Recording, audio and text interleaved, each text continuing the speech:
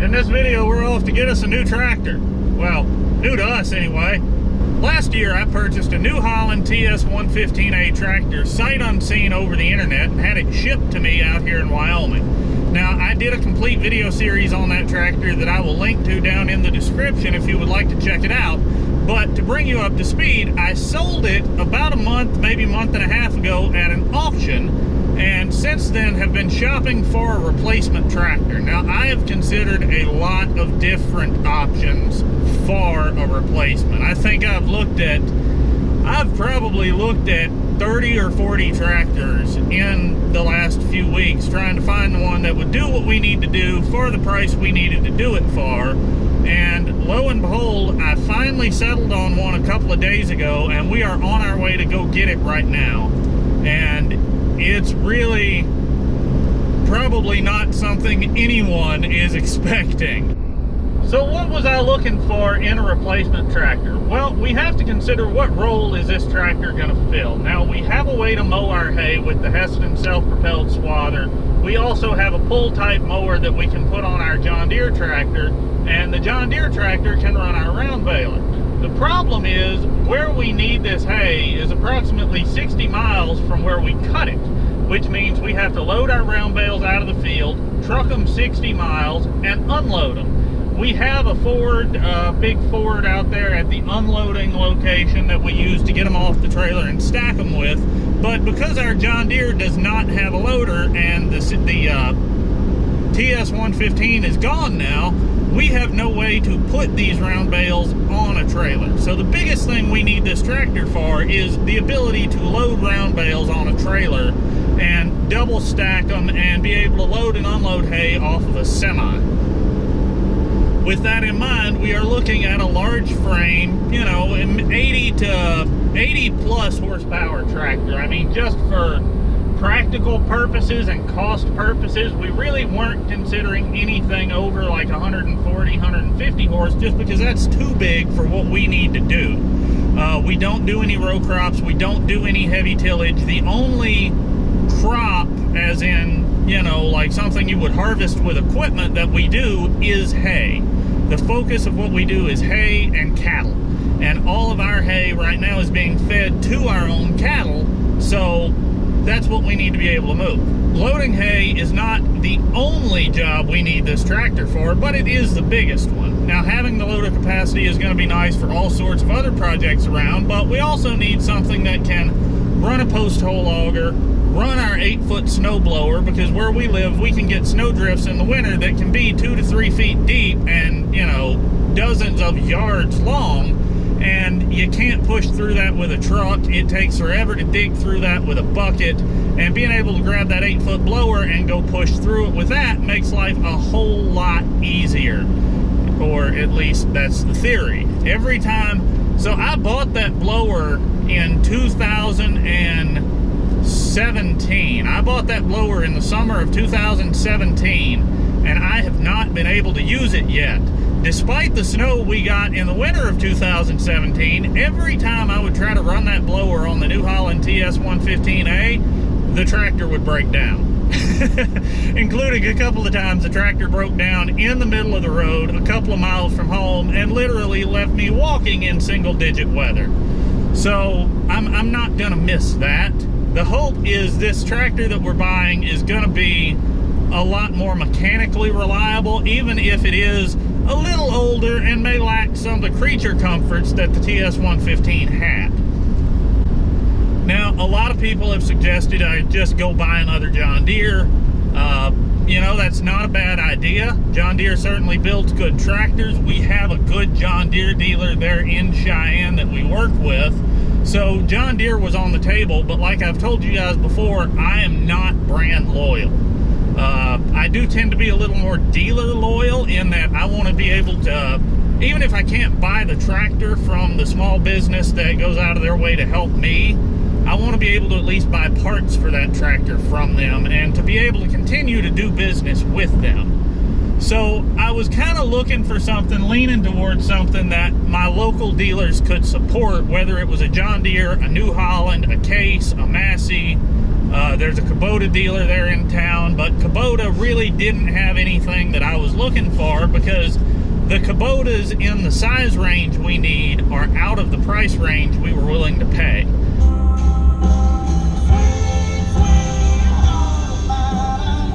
That's another thing. I could have had a brand new T5 120 New Holland delivered to my house for $99,000. And that's, I mean, I don't know how many hours are on the tractor, but it's sitting on the dealer's lot brand new.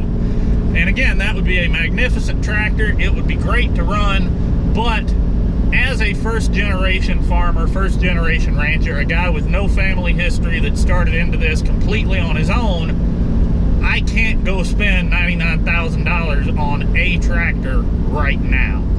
Down the road, hopefully it'll make more sense financially, but today, that's just not where we are, because being a small operation, we're trying to grow, and we're trying to grow in a couple of different directions all at one time. You know, the big goal is to increase the size of the cattle herd.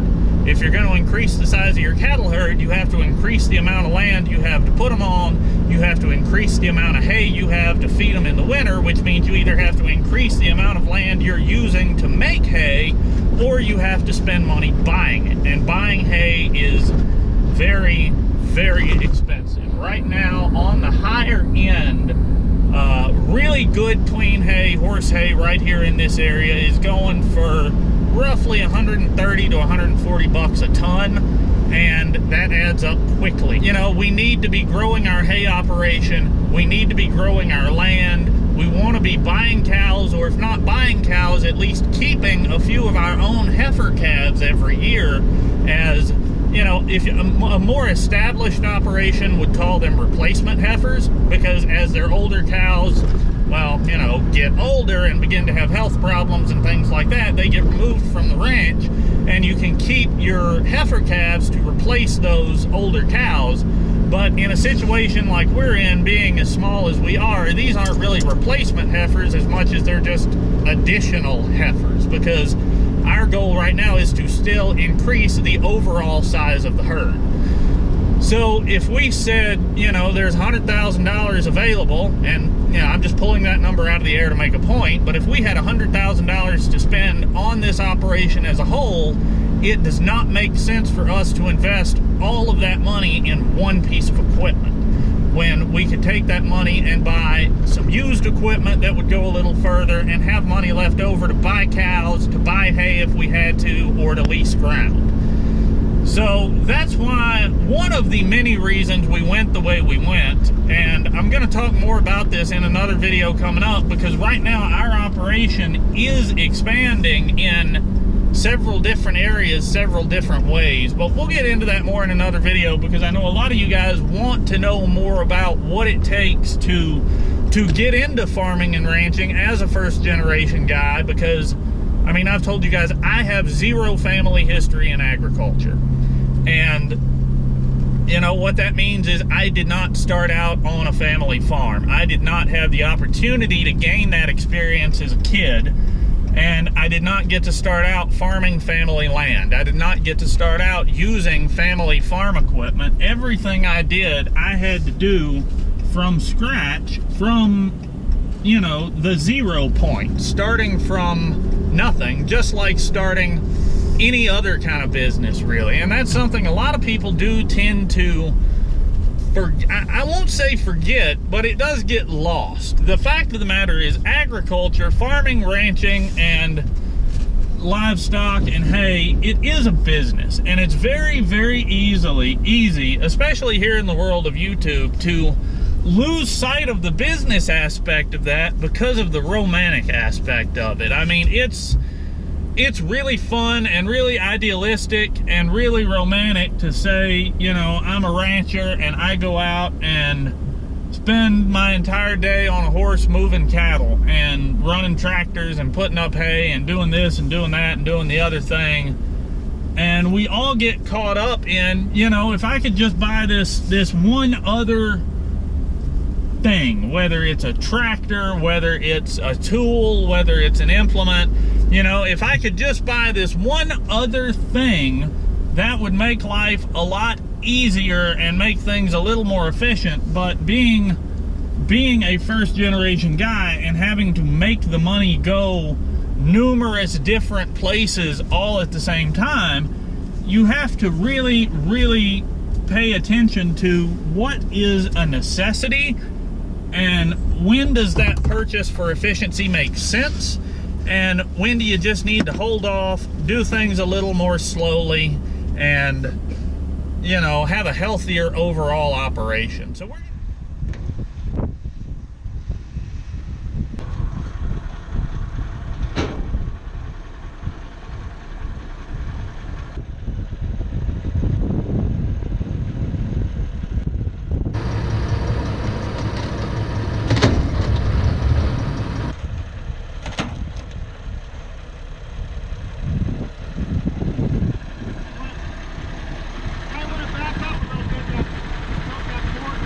That's what I was looking at. I want to see where my next cross member is. It's just right here.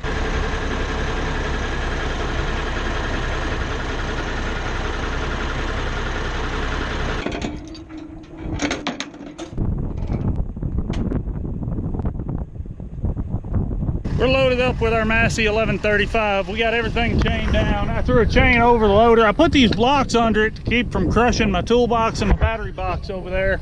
And then this driver's door latch isn't great, so we got another strap right around that just to secure it. The exhaust has a rain flap on it, so we're gonna hold that down, and then I'm gonna throw some flags on these extended axles just for good measure.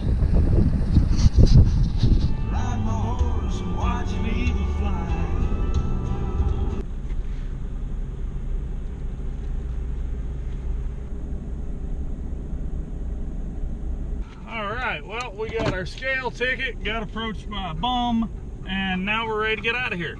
Welcome to Cheyenne during Frontier Days, folks.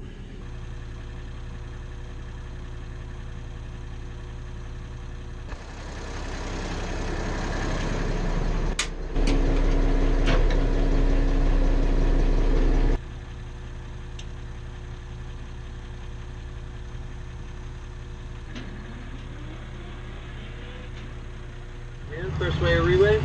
Relay! Is your trailer number 7448? It is. Alrighty, I got you. Go ahead, pull on off. Come on in. Thank you. So this is our new Massey Ferguson 1135. Now we scaled this tractor when we brought it in, and it scales out at about 13,600 pounds. So it's a pretty solid older machine, and even though it doesn't have four-wheel drive, the amount of weight that it has helps make up for that quite a bit when it comes to traction. So let's jump in, take a quick look around, and take it for a ride. This driver's door handle is not perfect. This is why I put a strap around it coming home. You pull down, it just kind of stays there. It really doesn't relatch the way it needs to. But that's one of those things that should be, see, a very simple issue to resolve. I imagine the spring inside that latch is just kind of wore out. So let's take a quick look around here. You've got your gear shift right here. This is first, second, third, reverse. This originally was your high-low range shifter, but the linkage for all of that system was worn out, and the gentleman I bought it from, well, tripod just fell over. The gentleman I bought it from replaced this. He disconnected all this linkage under the tractor and put this shift lever right here for your range shift directly on the bell crank coming out of the transmission. So it's a little different than factory, but it seems like he did the job really well, and it should work just fine. Right here is our Pto Engage and Disengage. This is a high-low that you do not have to clutch to shift. If you guys remember on that TS115A, it had the buttons over there on the gear shift lever to step up and step down. Basically one range in gear without clutching. Well, this does the same thing. Now, this tractor does have a loader on it. It didn't come from the factory with a loader, so they added this loader control right here. It does have somewhere over here air conditioning controls. However, the air conditioning compressor itself and the mounting brackets and all that have been removed. No more than we're going to be running this tractor. That's not really a big deal. You can see this over here. This is not a full door. This is only a partial door. and you lift this bolt out, close it, latch it with the latch right here, which I may not be able to do one-handed, but anyway, you get the point. And then when you want some airflow in the cab, you can pin the door right there for just a little air coming in, or you can open it all the way up and pin the door right there for maximum airflow. And then we can come over here and actually do the same thing on our driver's door. I don't know which end of this, that end comes out. We can open the door up, put the rod right there, and we've got some airflow moving through the cab. We can also come back here and, oh, come on, baby. There we go. Open our rear window, and it's actually pretty nice like that. Now, it's in the high 70s today. It's probably 78, 79 degrees, but it's really not uncomfortable in the cab of this tractor, even just sitting here. I mean, it would be better if we were moving, but with the breeze we've got blowing, this is, you know, this is fairly nice. There is a radio in here. It is a Massey radio. I don't believe it works. These tractors were built from 1972 through 1979, so I wouldn't expect anything electronic to work after that amount of time. Now, one thing I want you guys to notice here is look right there. You see that? That's a grease fitting on the steering wheel tilt mechanism. You want to talk about something being built heavy and being built to last. When you can actually grease your steering wheel tilt, yeah, this thing is solid. So what we're going to do is clutch.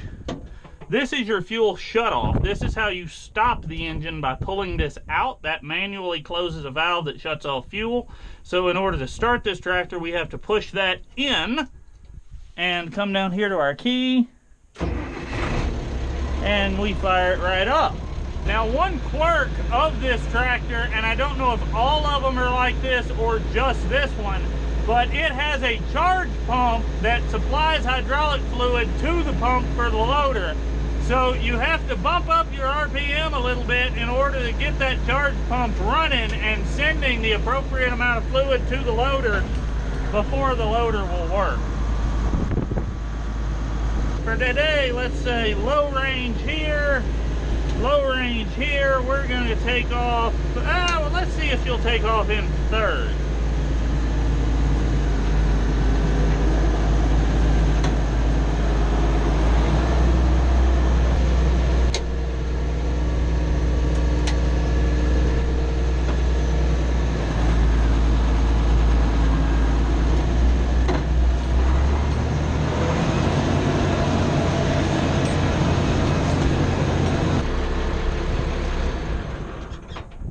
Now, one thing you guys are going to notice, and I'm sure you can hear, is the echo in this cab. And if we look at this, this is all factory trim. And where this gap is, that's because the gentleman we bought this tractor from stripped this cab out. He was going to order a new cab insulation kit and put in this tractor, but I showed up to buy it before he had time to do that.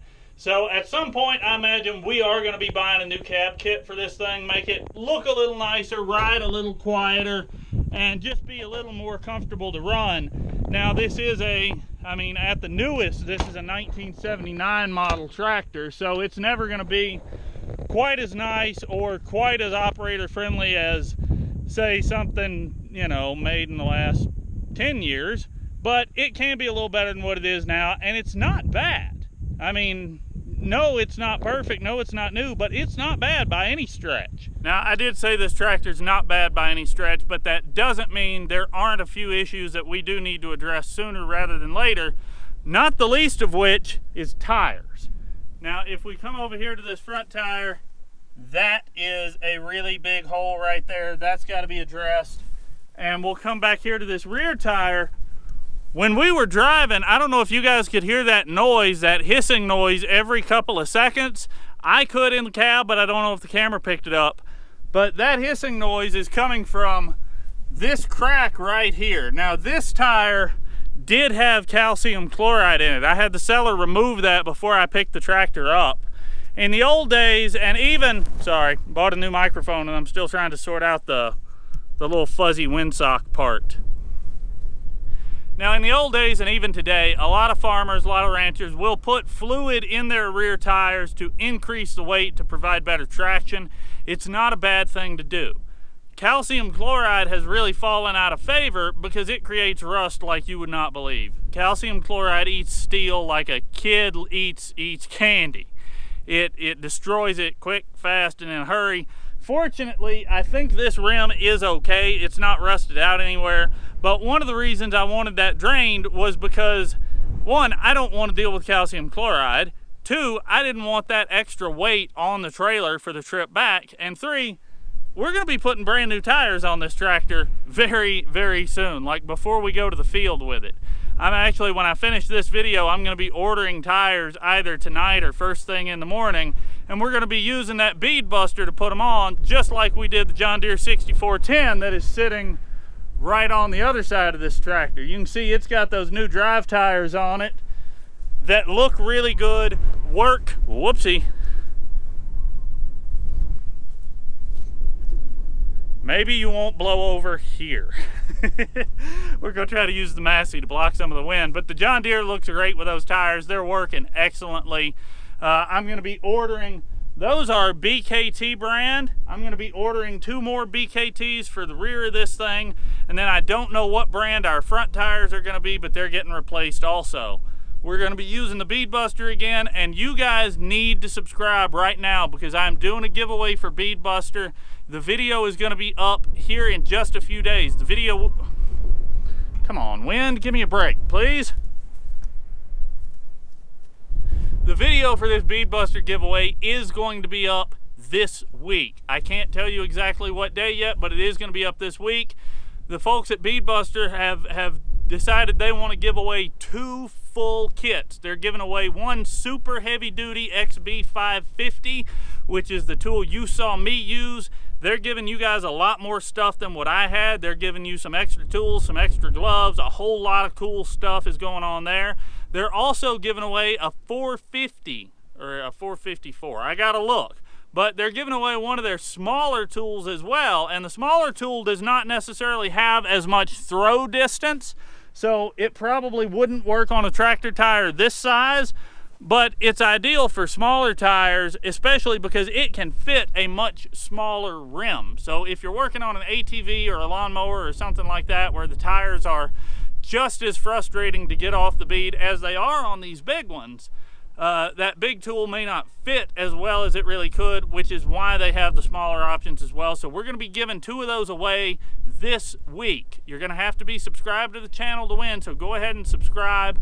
I hope you enjoyed the Massey. You're going to be seeing a lot more of it here real soon as we get it straightened out, fix the few little issues that it does have, and get it into the field. Speaking of into the field, I got to go because I've got a trailer load of hay right now that I have to go hook onto and get moved and get unloaded. So I'll bring you guys along for that in another video. Today, I just want to say thanks for watching. Subscribe if you haven't, and more later.